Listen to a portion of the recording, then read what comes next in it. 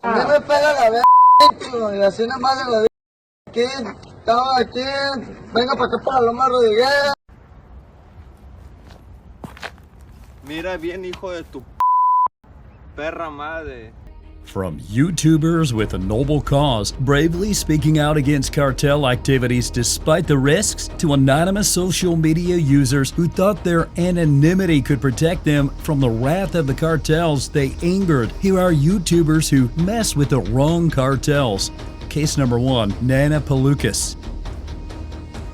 Hola, yo soy la Nana Pelucas, para quienes no me conocen, y para los que ya me conocen, pues saben que me encanta el mitote. Chamacos, vámonos de lleno a los mitotales. Leslie Ann Pamela Montangero, better known as La Nana Pelucas, was a Mexican YouTuber who built a name for herself by mixing comedy with sharp social commentary. Wearing oversized wigs and glasses, she entertained her audience while poking fun at politicians and even touching on the dangerous world of organized crime. But while her satire made her popular, it also put a target on her back, one that would eventually cost her life. Based in Acapulco, Guerrero, a city known for cartel activity, Montangero didn't just make jokes and infuse humor in calling out criminal activity. She reportedly had access to sensitive information about criminal groups. Some sources claim she had ties to government officials who fed her inside details about local crime. But whether that was true or not, it didn't matter. Her commentaries soon started reinforcing cartel activities, but cartels don't take chances. Allegedly, a faction of the independent cartel Acapulco, CIDA, saw her as a threat. They believe she was working against them, and in the world of cartels, that only leads to one outcome. It didn't take long before several threatening banners known as narcomentas were found in the city, calling her out by name. These banners are a cartel's way of sending a message, and in many cases, they're the last warning before someone is silenced. Montenegro also allegedly received threats from someone connected to the local government, further proving that her outspoken nature had made her powerful enemies. Then came February 5th, 2018. While she was at a restaurant, two men walked in and shot her. Just like that, La Nana Pelucas was gone. Authorities later tied her murder to local gang leader Javier Daniel Cervantes Magno, known as El Barbis. But like many cartel-related crimes, justice was slow. It wasn't until 2020 that authorities arrested Edgar Saul, a high-ranking member of CIDA, in connection with her death. In a place like Mexico, where speaking out against cartels could be a death sentence, her tragic fate proves that even online satire can have deadly consequences. But unlike Nana Pelucas, the next case shows that sometimes you can cross paths with cartels unknowingly and still face the same brutal consequences as anyone else who messes with them. Case number 2, Rodolfo Fofo Marquez. Rodolfo Fofo Marquez was the kind of guy who never knew what it meant to struggle. Born into wealth, he grew up surrounded by luxury, fast cars, designer clothes, and a life most could only dream of. And he wanted everyone to know it. On TikTok and Instagram, he flaunted his riches and enjoyed the attention that came with it. But what Fofo didn't realize was that in Mexico, flaunting power in the wrong place can get you noticed by the worst kind of people. In July 2022, Fofo pulled off one of his most arrogant stunts yet. He shut down the Matute Remorse Bridge in Guadalajara, bringing traffic to a halt just so he could record a video. In the footage, he grinned at the camera, bragging, "Look, I closed the bridge just for me," showing once again that money and power can do in Mexico. Miren, cerré periférico para mí solo. Una vez mostrando más lo que puede hacer el dinero y el poder aquí. Gente bien molesta ahí grabándome. Señor, no me grabe. It was meant to be another flex for his followers, another reminder that he was above the rules, but this time he wasn't just annoying everyday citizens, he was stepping on the toes of people far more dangerous. Jalisco authorities were outraged. Closing a public bridge wasn't just reckless, it was a slap on the face to law enforcement. They quickly went after Fofo, ordering him to complete 12 hours of community service, which included cleaning and painting the very bridge he had blocked. But legal trouble was the least of his worries, because aside from the authorities, Fofo had put himself on the radar of people he should never have messed with. The Jalisco New Generation Cartel, one of Mexico's most feared criminal organizations, took notice of his stunt. According to reports, a message surfaced on Facebook making it very clear that Fofo had overstepped. He had flaunted power in their territory, and they didn't appreciate it. The cartel's warning was chilling. If he ever returned to Guadalajara, he would be kidnapped, and his wealth and affluence wouldn't save him. And unlike his followers or the authorities, these were people who didn't accept apologies. Reality hit hard. Fofo, would once strutted around with unshakable confidence, was suddenly nowhere to be seen. His father, fearing for his son's life, hired around 25 to 30 bodyguards to protect him. Armed men now watched over his every move. His freedom traded for fear. The same wealth he once used to show off was now being used to shield him from the wrath of the cartel. And so the influencer who had once thrived on attention faded into isolation. Fofo Marquez had learned the hard way that in Mexico, real power doesn't come from money, and some lines once crossed have consequences that even wealth can erase. After speaking of arrogant stunts that catch the attention of dangerous people, this next case shows how reckless behavior in the spotlight can cost you everything when you mess with the wrong cartel. Case number 3. Juan Luis Lagunes Rosales. Lagunes Rosales, better known as El Pirata de Culiacan, is living proof that fame, access, and recklessness can be a deadly mix, especially in the wrong place at the wrong time with the wrong words. Born in Navalato, Sinaloa, Rosales didn't have the kind of upbringing that promised success. Abandoned by his parents, raised by his grandmother, and left to fend for himself, he ran away at 14 in search of something, anything better. He landed in Culiacan, washing cars for a living, scraping by as best he could. But survival wasn't enough. He wanted more, and he found it in the one thing that made him forget his struggles: alcohol. Drinking wasn't just an escape, it became his brand. Rosales took to social media, filming himself downing bottles of beer and hard liquor like it was his sport.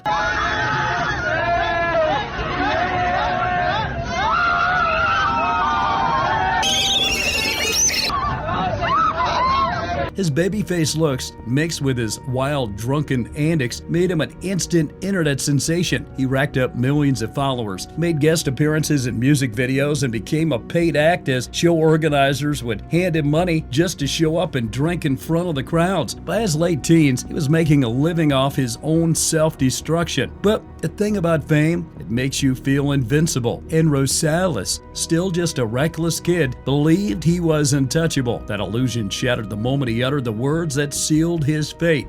One night, drunker than usual, he turned to the camera and did something no one in Mexico with common sense would ever do. He insulted El Mincho, the leader of the Jalisco New Generation Cartel, CJNG. Rosales mocked a feared cartel boss with words so crude they might as well have been a death wish. Rosales taunted El Mincho, saying a phrase that loosely translates to "El Mincho can suck my..." Papas, yo te me pongo a traer lo que sea la verga. Así que el Mecho a mí me pela la verga. Cartel heard, and they acted without warning.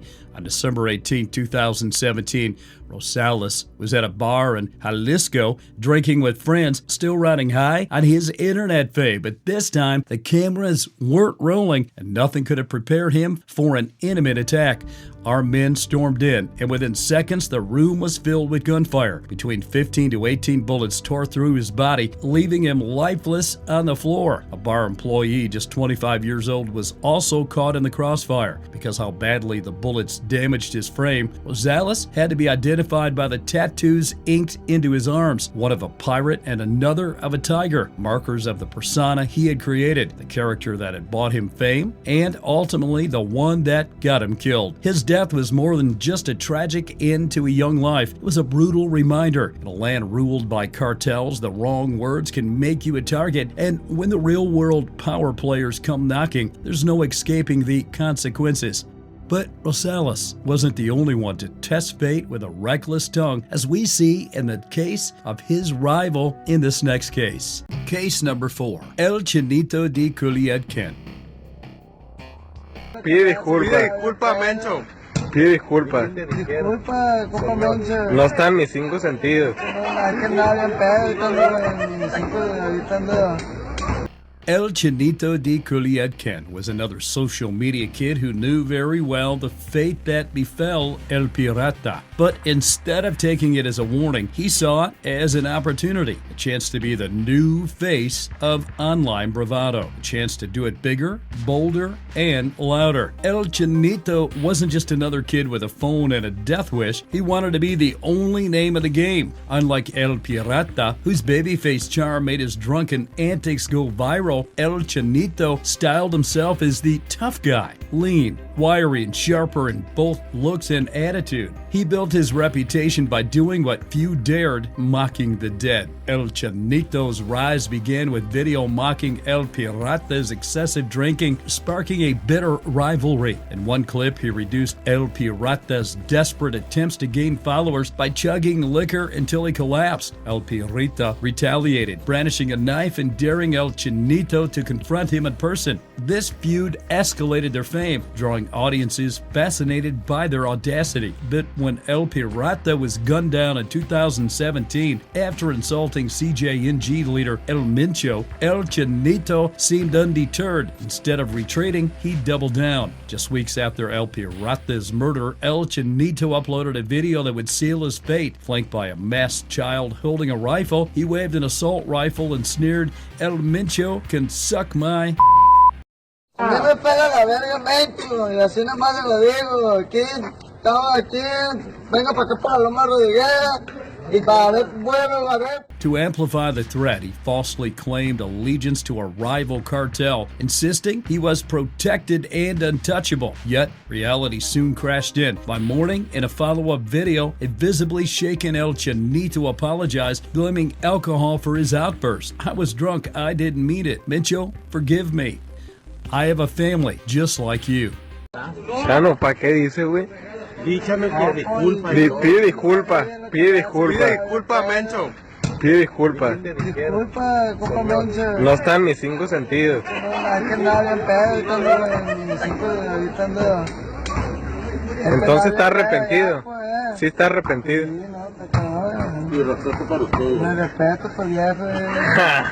However, after this apology video, the internet never saw El Chinito flexing his cartel connections again. Some say he went into hiding. Others claim he was forced into silence. Unlike El Pirata, no reports confirm his death. But in cartel territory, sometimes disappearing is the same thing. Speaking of vanishing after provoking the cartel, this next TikTok star had the same fate. Case number 5, Illuminati 6.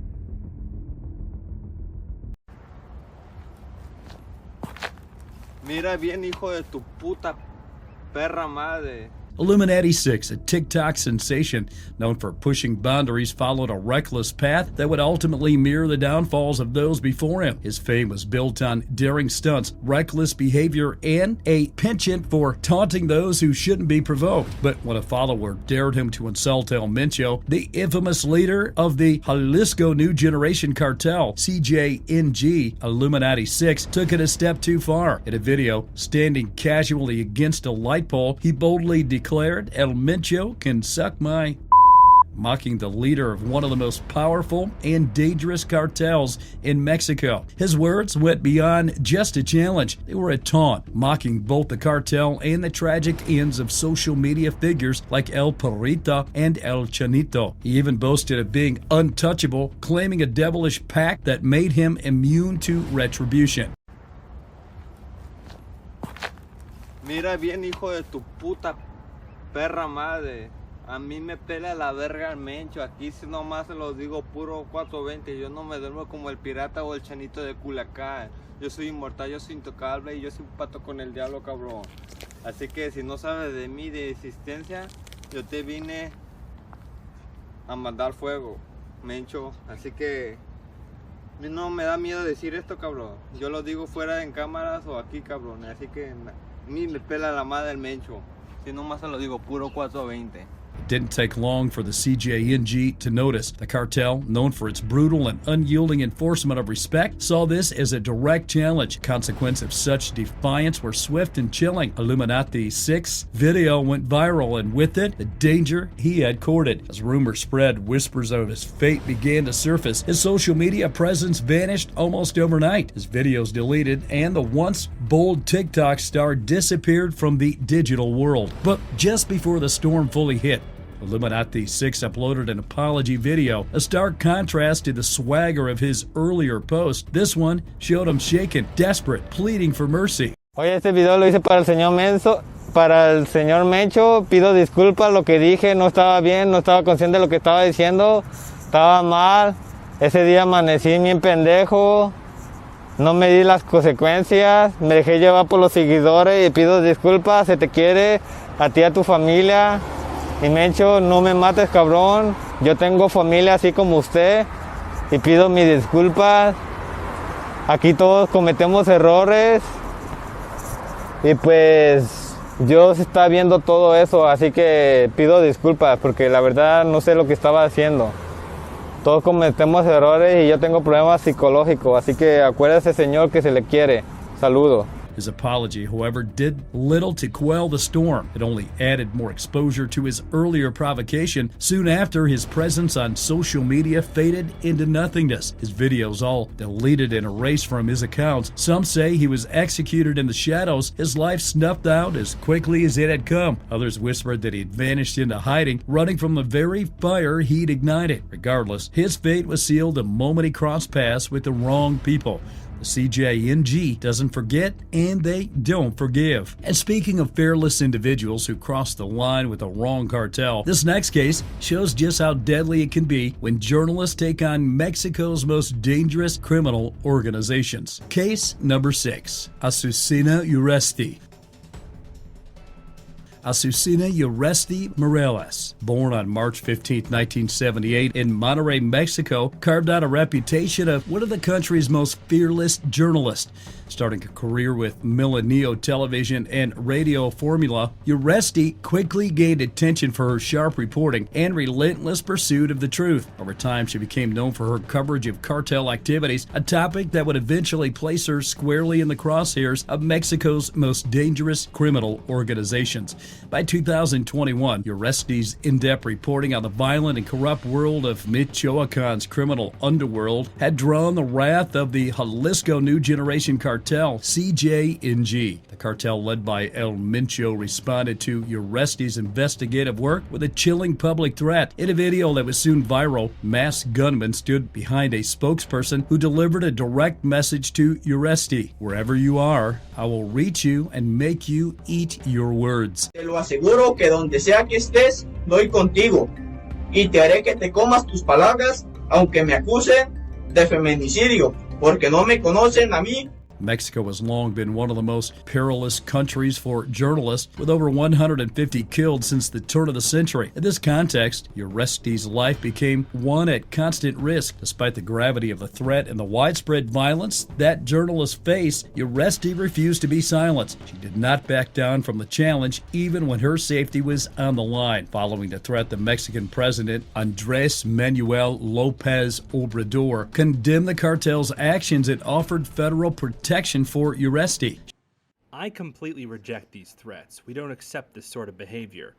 We're going to protect Azucena Uresti, and we're going to protect all Mexicans. It's our responsibility. She publicly confirmed her participation in the protection program, but made it clear that she would not abandon her role as a journalist, even under threat. Our work will continue to be based on the truth, and with the intention of providing information on the reality of a country like ours. And also, as has happened on other occasions, I express my solidarity and support to hundreds of colleagues who are still threatened or who have had to leave their areas. While reporting on cartels became more cautious, she remained unwavering in her commitment to exposing corruption and the brutal influence of organized crime. But unlike Uresti, the next anonymous journalist calling out Mexican cartels met a brutal end. Case number 7. Maria del Rosario Fuentes Rubio.